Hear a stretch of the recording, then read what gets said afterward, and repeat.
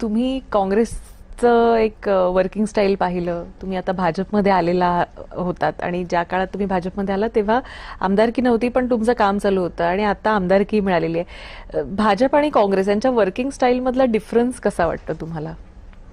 म्हणजे सध्या जी काँग्रेसची राज्यातली वर्किंग स्टाईल आहे आणि जी आता भाजपची वर्किंग स्टाईल आहे याच्यातला फरक? खूप मेजर डिफरन्स आहे वर्किंग स्टाईलमध्ये. म्हणजे मी प्रदेश लेवल पुरतं सांगेल तर प्रदेश काँग्रेसचं आणि प्रदेश भाजपचं जर वर्किंग स्टाईल पाहिलं तर प्रदेश काँग्रेसचा समन्वयच नसायचा.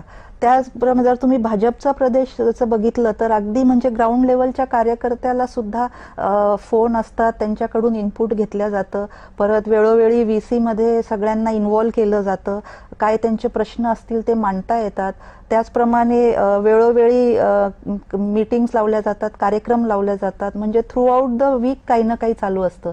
तसं काँग्रेस पक्षामध्ये असं फार काही काम होताना दिसत नव्हतं आणि कुठेतरी तो लॅक्युना आहे हे दिसतंय. आणि इकडे म्हणजे तुम्हाला एवढं बिझी ठेवतात की तुम्हाला you are continuous in that work आणि मग तो कार्यकर्ता तसा घडत जातो आणि त्याच्यामुळेच आज ह्या पक्षाची इतकी ताकद वाढत चाललेली आहे.